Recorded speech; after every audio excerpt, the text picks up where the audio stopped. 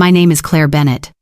The day my mother called me selfish in front of the entire family, no one in that room realized she had just cracked open a lie that had been standing for years. The strangest part was that the only person who didn't seem surprised was my brother, Ethan. He simply sat there, took a sip of wine and smiled.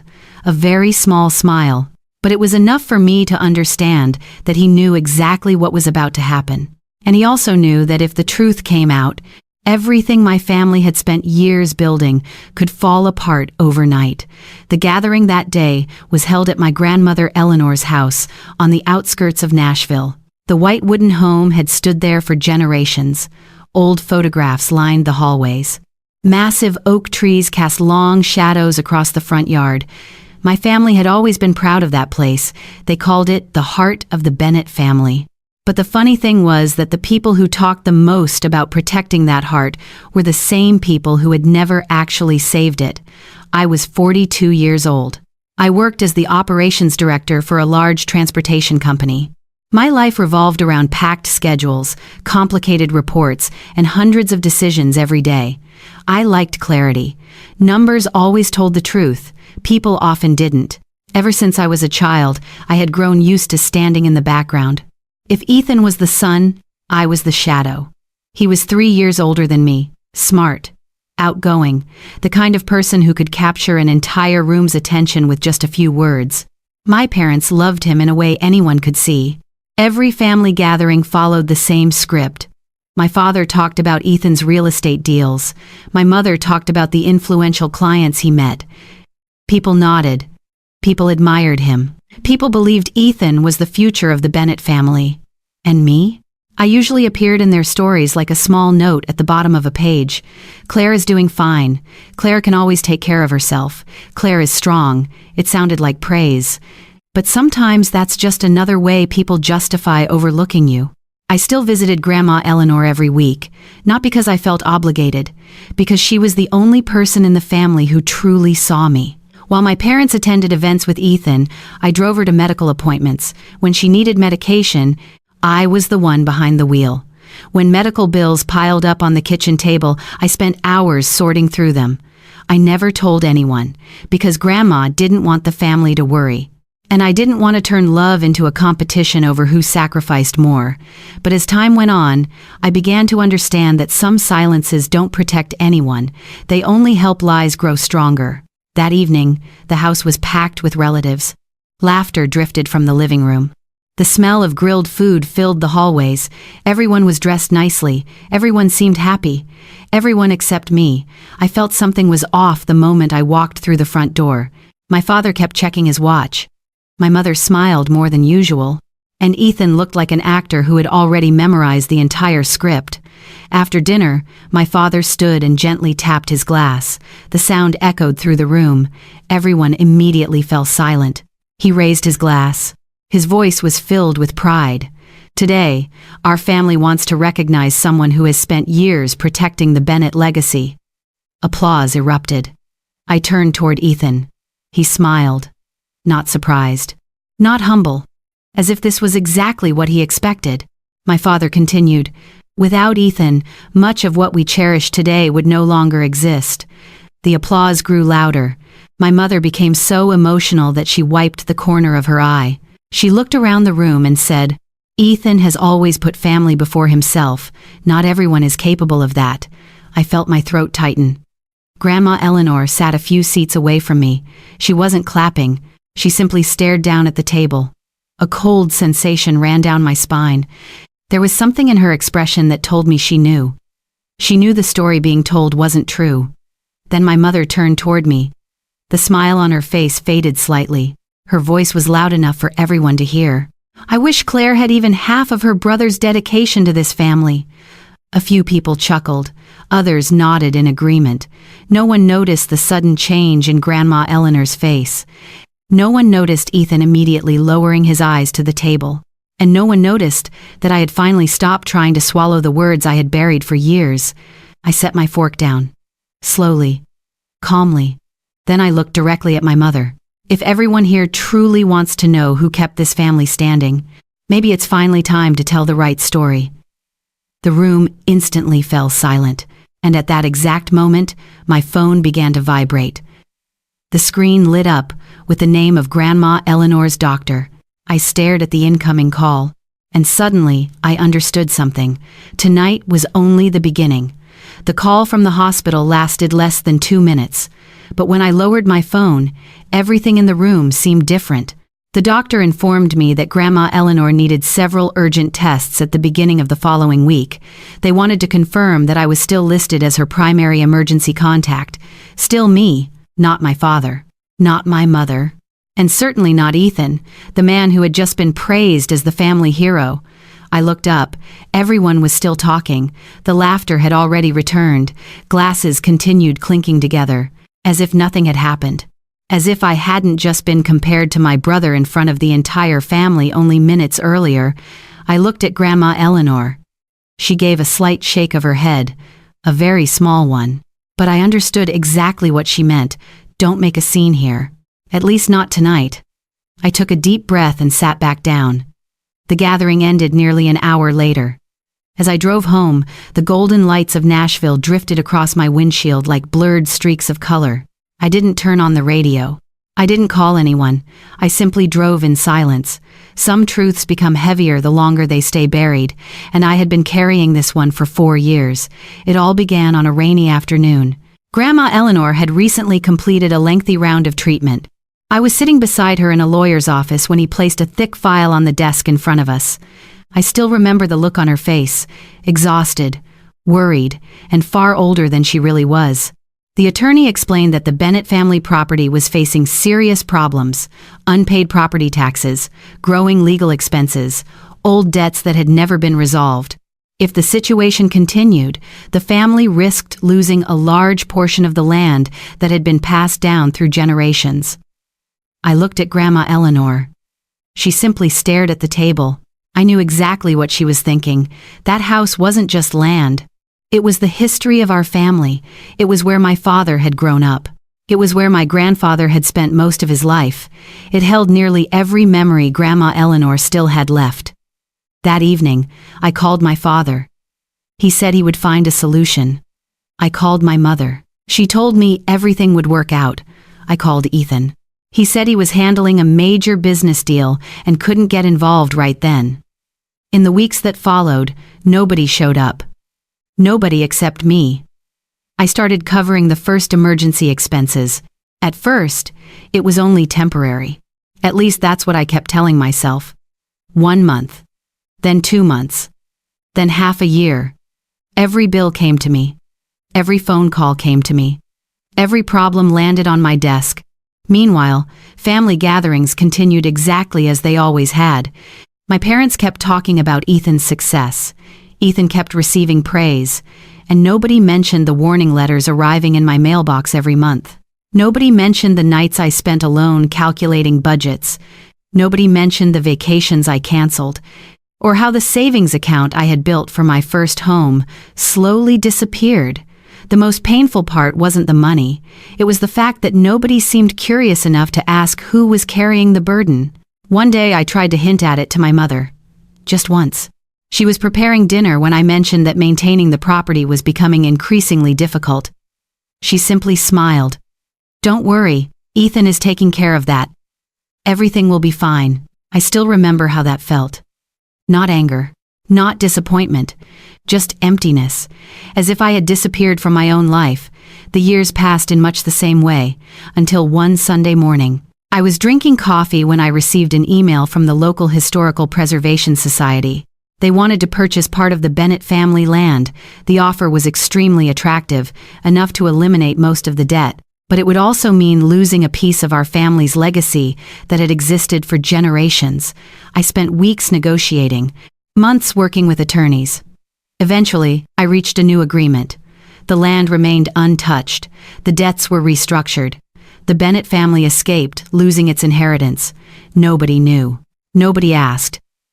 And I never said a word. Then, 3 days after the family gathering, a newsletter was mailed to every relative.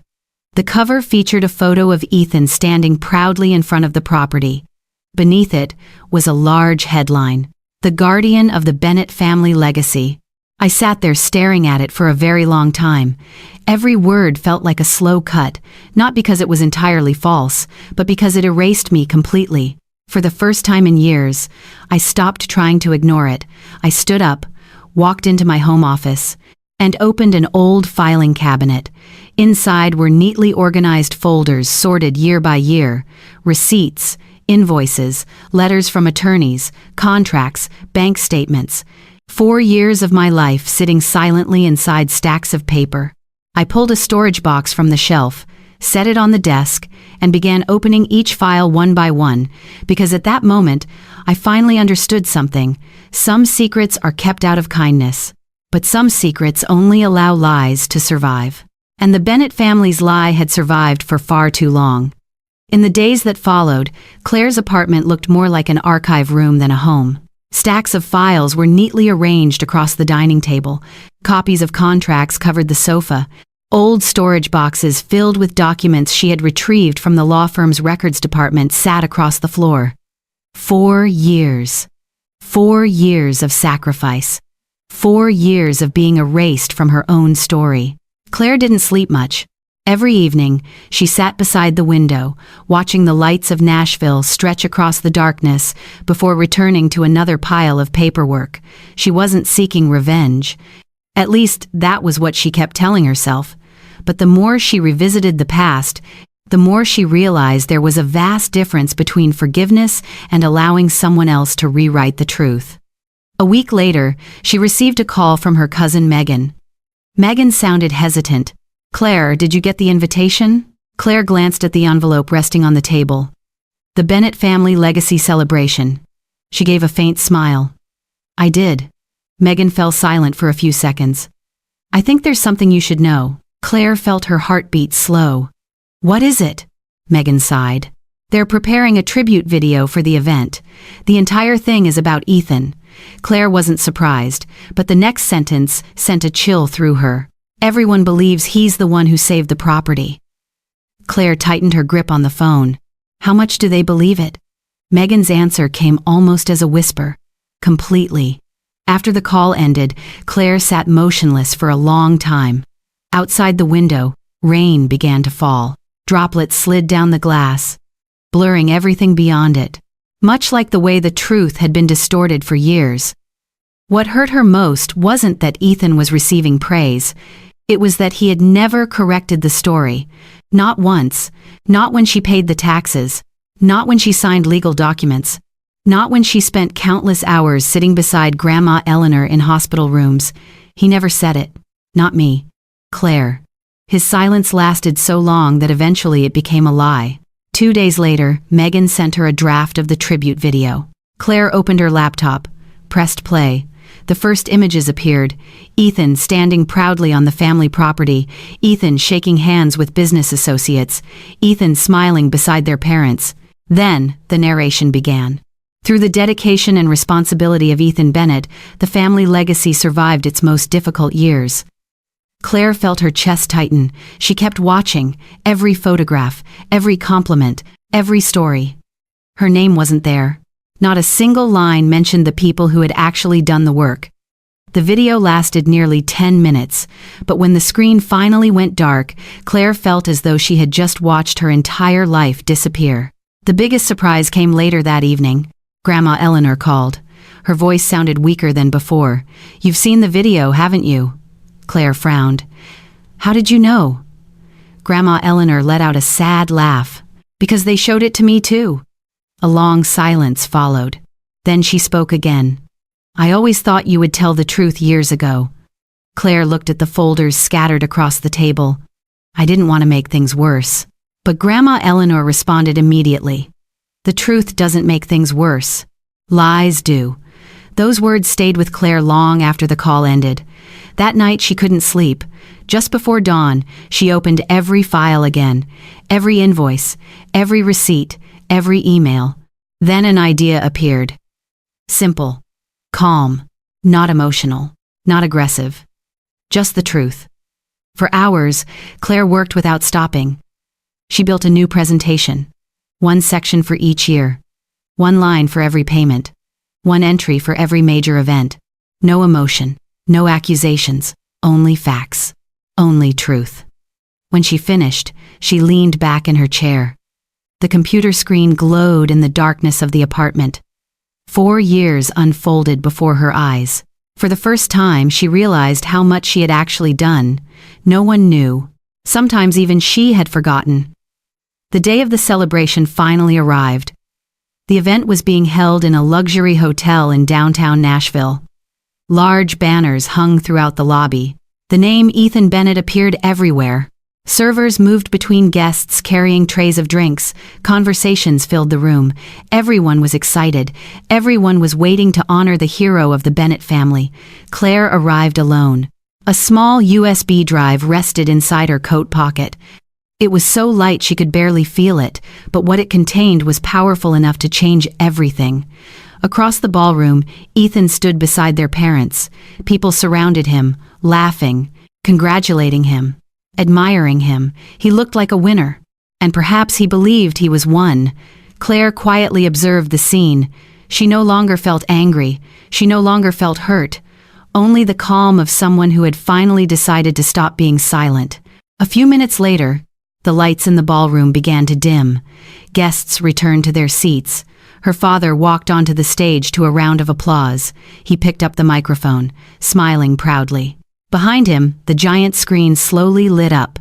The tribute video was about to begin. No one in that room realized that within a few minutes, the story of the Bennett family would change forever. The lights in the ballroom softened. Conversations gradually faded away. More than 100 guests turned their attention toward the stage. Claire's father stood beneath the warm golden lights, carrying the confidence of a man preparing to honor the greatest source of pride in his life. He smiled. Today, we have gathered here to recognize someone who has spent years protecting the Bennett family legacy. Applause echoed throughout the room. Ethan rose from his seat. The applause grew louder. A few guests even whistled in support. The tribute video began. Familiar images appeared across the giant screen. Ethan standing on the family property. Ethan shaking hands with business partners. Ethan smiling beside his parents. The narrator's voice filled the room with emotion. Because of Ethan Bennett's dedication, our family has survived its most difficult years. Claire sat quietly near the back of the ballroom.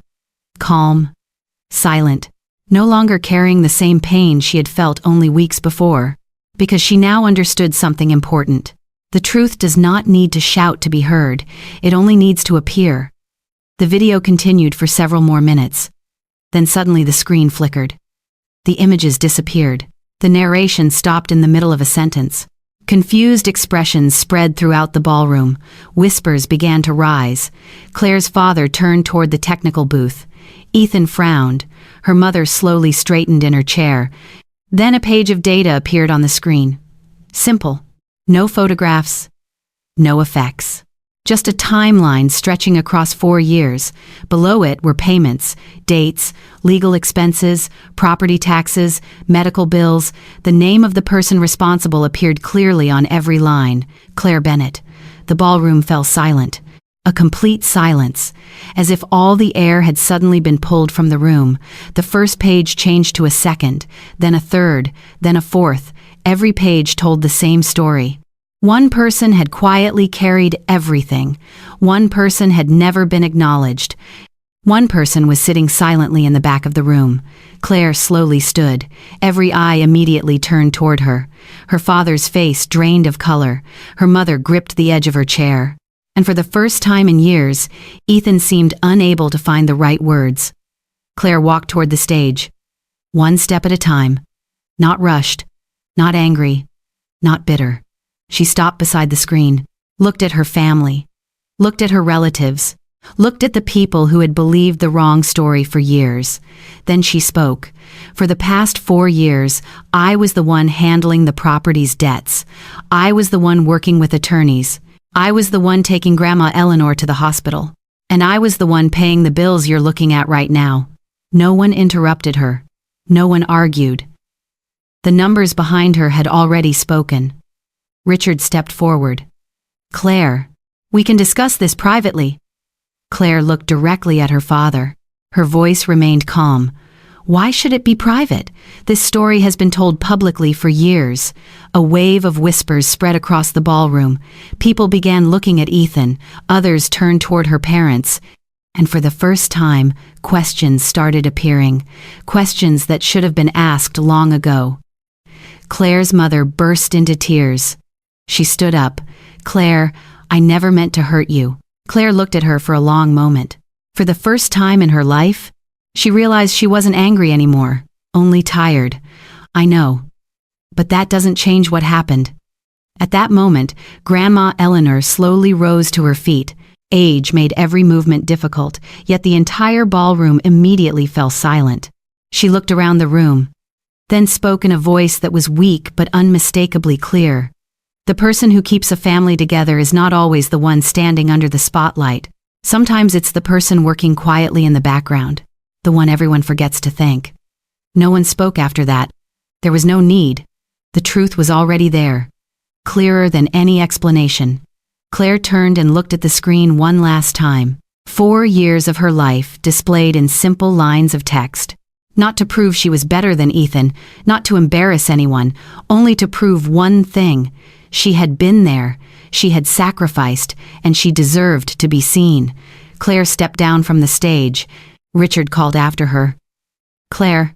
This time she stopped. He looked at her with red, tear-filled eyes. "I'm sorry." Her mother was crying openly. Ethan lowered his head. For the first time, the familiar confidence was gone, but Claire simply nodded. She didn't need victory. She didn't need revenge. Because what she had been searching for was never recognition. It was the truth. Several weeks later, her parents visited her new apartment. They offered to transfer part ownership of the family property to her. Claire declined. She had already purchased a home of her own. What she needed wasn't property, it was respect. After her parents left, Claire stood alone on her balcony. The sun was setting across the Nashville skyline. Orange light stretched across the distant buildings. And suddenly she understood the most important lesson of all. Her family didn't begin changing on the day the truth was revealed. They began changing on the day she stopped accepting being erased from the story. And sometimes the bravest thing a person can do is not fight others. It's refusing to continue living inside the shadow they created. If you've ever felt overlooked, underestimated, or watched someone else take credit for your sacrifices, share your story in the comments below. And if this story resonated with you, don't forget to like the video and subscribe to the channel for more stories about family, truth, and the courage it takes to find your own voice.